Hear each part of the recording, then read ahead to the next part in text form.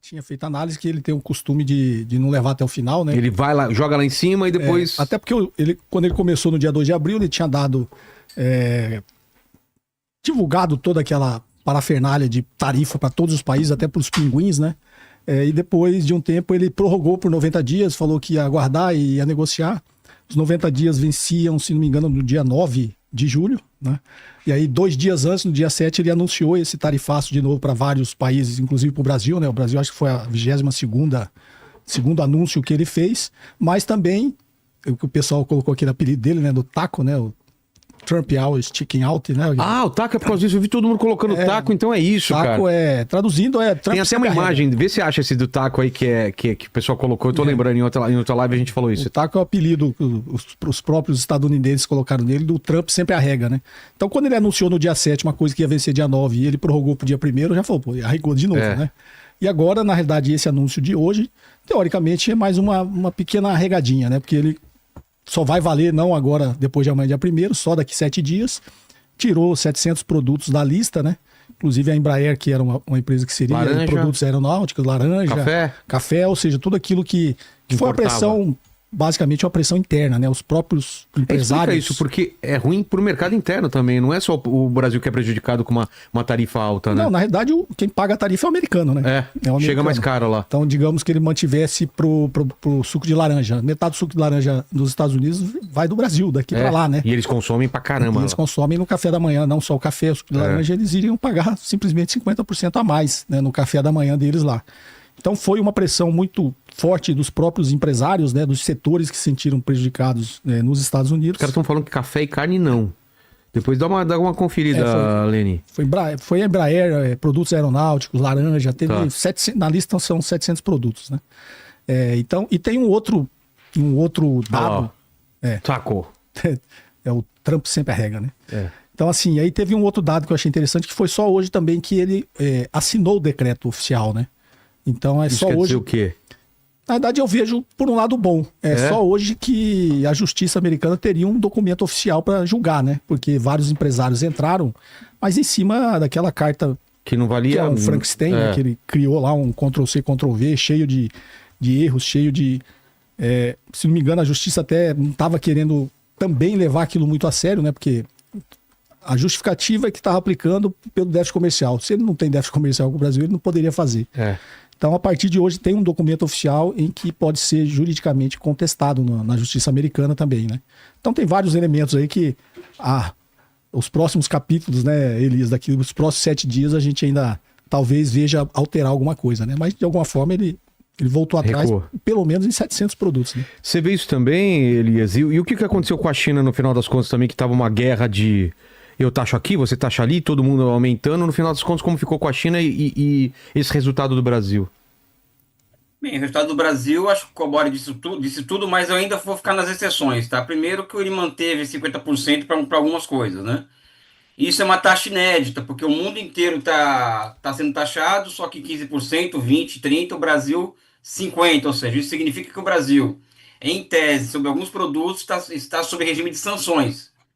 E isso ocorre de forma que o Brasil que isola o Brasil dos BRICS e manda um recado muito claro para a América Latina de que a América Latina, entre aspas, voltará a ser meu quintal. Então acho que existe essa questão que é geopolítica, independente da vitória que o Lula obteve, porque o Lula manteve uma postura de estadista nas últimas 2 semanas, de não baixar a cabeça, de negociar em termos soberanos. Acho que essa é uma vitória que é muito incrível para o Brasil. Mas fica essa questão do regime de sanções, porque o Brasil é o único país que tem sanções da casa de 50%, de taxas na casa de 50% para alguns produtos. Esse é um ponto.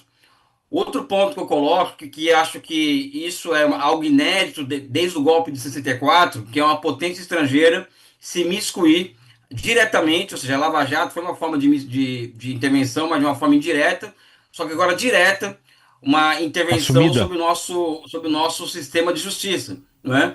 Então, as sanções que o governo americano aplica-se a Alexandre de Moraes, elas são algo inédito, não é? E que nos leva historicamente àquele momento do golpe de 64, quando os americanos intervêm diretamente no Brasil. Então nós vivemos uma época muito perigosa, uma época em que o Brasil, vamos dizer assim, ele vai se transformando em um dos epicentros de tensões no mundo, até porque o Brasil é muito grande para ser governado por alguém que não reza na cartilha dos Estados Unidos. Então acho que o Trump vai ficar com isso,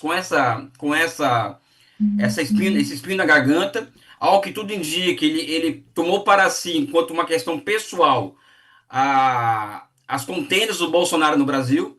Nós temos pelo menos 2 brasileiros operando abertamente contra os interesses do Brasil dentro da Casa Branca, que é o Eduardo Bolsonaro e o Figueiredo lá, Paulo. o neto Paulo. Paulo Figueiredo. do ex-presidente. Eu acho que isso tem que ser algo que tem que ser deixado muito claro para as pessoas. E temos no Brasil uma força política muito grande, que é a extrema-direita, liderada por Bolsonaro e por alguns governadores, operando contra o Brasil. Ou seja, acho que essa é uma novidade também a ser colocada. Ou seja, existe uma força dentro do Brasil operando contra os interesses do Brasil. E eles nem escondem isso. E talvez isso aconteça pela primeira vez na história no Brasil de forma massiva. Então, acho que isso é um registro a ser feito. Em relação à China, ainda está tudo sob processo ainda. Ou seja, tudo tá sendo negociado, até porque a China não aceitou os termos dos Estados Unidos. E como é um comércio em larga escala, um comércio que passa dos 400 bilhões de dólares, ou seja, um negócio que é gigantesco, né? Então é uma negociação muito mais lenta e gradual do que aconteceu com o Brasil, por exemplo, né? Que não teve negociação, teve uma redução imediata de 700 produtos. Agora a China é mais complicado, mas a China também tem muito mais instrumentos para lidar com isso do que o Brasil, por exemplo, né?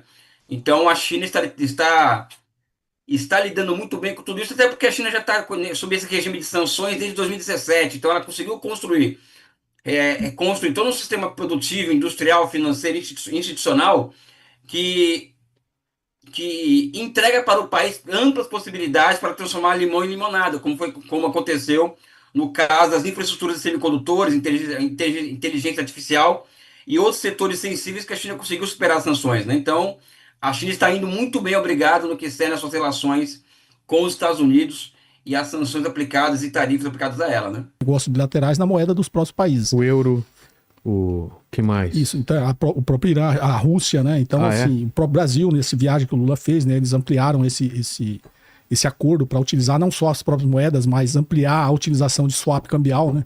Na moeda desses países. Então, são movimentos que a China fala, bom, nessa porção das minhas transações internacionais eu consigo desacoplar, mas na grande maioria ela ainda precisa utilizar o dólar, né? Até para a própria segurança dos negócios para a China. Mas, voltando, né, como ela atacou a Rússia, ela acelerou esse movimento das grandes nações, né, das grandes economias, de preocupação. Você atacou a China, atacou a Rússia, né, fez uma sanção na Rússia, por que não faria comigo? É o que está acontecendo com o Brasil agora, né? Quando você começa a impor sanções numa potência na América Latina, que é a maior potência da América Latina é o Brasil, isso também levanta suspeita em outros países. Então, na verdade, o que o Trump está fazendo é acelerando esse processo de declínio do Império Americano, né? Porque naturalmente ele faz com que esses blocos, como é o BRICS, né, tente se consolidar e se fortalecer cada vez mais como um bloco contra-hegemônico ao sistema imperialista americano.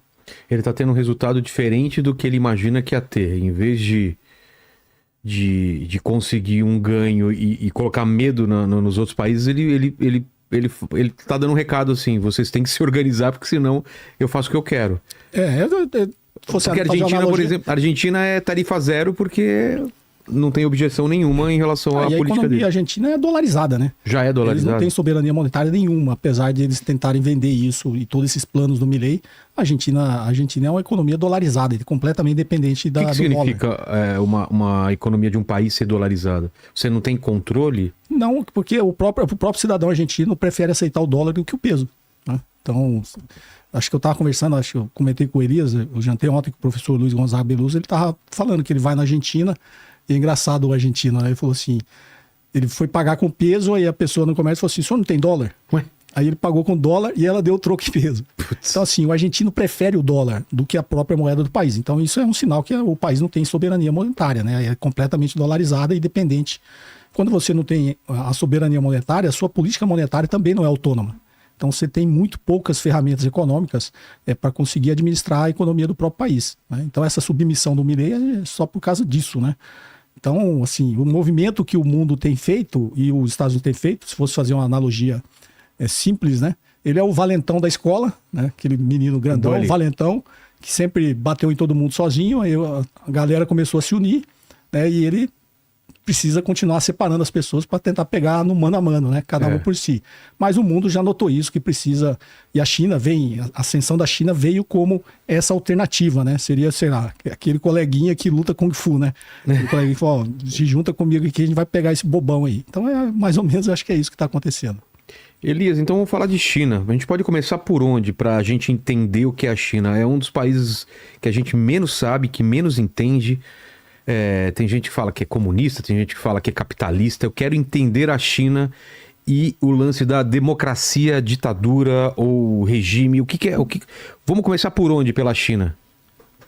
Bem, eu começo dizendo que, primeiro, a China é uma civilização de 5 mil anos, é um Estado nacional que tem 2.200 anos, ou seja, quando Jesus Cristo veio até nasceu, já existia a China, enquanto Estado nacional organizado. O concurso público na China já existe há mais de 1.500 anos, ou seja, esse Instituto do Concurso Público, né, que nós aqui no Brasil existe há algumas décadas, vamos dizer assim, na China existe há 1.500 anos, ou seja, 1.500 anos. O Estado ele seleciona na sociedade os seus melhores quadros para governarem o Estado, para serem servidores públicos. O comércio na China, o primeiro registro de comércio na China, de troca comercial, tem 3.600 anos, ou seja, enquanto a gente foi, já voltaram 10 vezes em matéria de comércio, já fazem comércio há mais de 3.600 anos. A China, ela é o berço de pelo menos duas filosofias civilizatórias e tolerantes, que é o confucionismo e o taoísmo, ou seja, essas filosofias elas surgem de forma na mesma época histórica da filosofia clássica grega, que é aquela que forma o ser humano ocidental. É, Isso, por que eu falo, eu trago esses dados históricos, né? E a China já é um estado desenvolvimentista precoce. O que isso quer dizer? A China já opera, vamos dizer assim, grandes intervenções sobre o território há mais de 2.000 anos. O que significa que o Estado chinês já nasce com a incumbência de administrar, por exemplo, intervenções do território por conta das constantes cheias dos seus dois grandes rios, que é o Rio Amarelo e Rio Yangtze. O Estado chinês surge com a incumbência de arrecadar impostos de uma massa de famílias camponesas, né, e entregar esses impostos sob forma de grandes obras públicas, né? Até que tem canais na China, por exemplo, entre rios que tem mais de 2.000 anos, né? O Grande Canal Chinês tem mais de 1.000 anos. A Grande Muralha tem X anos. Pequim ela surge 600 anos antes de Cristo. A cidade de Pequim, por exemplo. Né? Então a China já é um estado precocemente desenvolvimentista ou precocemente intervencionista desde do seu nascimento, há mais de 2.000 anos. Por que eu trago esses elementos aqui para o início da nossa conversa, Zé Cobori e Vilela? Porque eu acho que é muito complicado você pegar um país com uma história desse tamanho, por exemplo, dessa espessura, e você querer classificar esse país como ditadura ou democracia. O que nós temos que observar é o que a história entrega em nível de construção do Estado Nacional e construção de formas históricas de representatividade política que a China hoje acaba espelhando. Então, por exemplo, quando nós observamos que na China antiga existiam comunidades agrárias de milhares de pessoas que tomavam decisões, né? Decisões de autogestão da produção, isso há mais de 1.500 anos atrás, e hoje você tem um regime na China de assembleias populares, no campo e na cidade, ou seja, nível de aldeia, por exemplo. Já existe um alto nível de autogestão, nível de aldeia na China. Mesma coisa nos bairros chineses. Eu morei num bairro de Xangai, por exemplo, em que nada acontecia, naquele bairro, nenhuma intervenção pública sem que a Assembleia do bairro, a Assembleia Popular do bairro autorizasse, por exemplo. Isso é uma forma de exercício de democracia direta. Né? Então, eu costumo dizer que eu não gosto de separar ditadura e democracia, mas se fosse para categorizar a China seria uma democracia não liberal, ou seja, experiência de democracias diretas em que o conceito de democracia ela é diferente do conceito ocidental, onde aqui no Ocidente a democracia é competição entre partidos políticos e entre classes sociais. Na China, ela tem duas características. A primeira é a da cooperação, ou seja, existe um sistema de cooperação democrática entre o Partido Comunista e 8 partidos políticos que existem na China, esse grupo, que é a Frente Patriótica, que chega ao poder em 49, governa a China. Existe um sistema consultivo na China também, que é em todos os níveis, que é a reunião de personalidades do país para se discutir o próximo plano quinquenal, se discutir um ano legislativo, discutir propostas.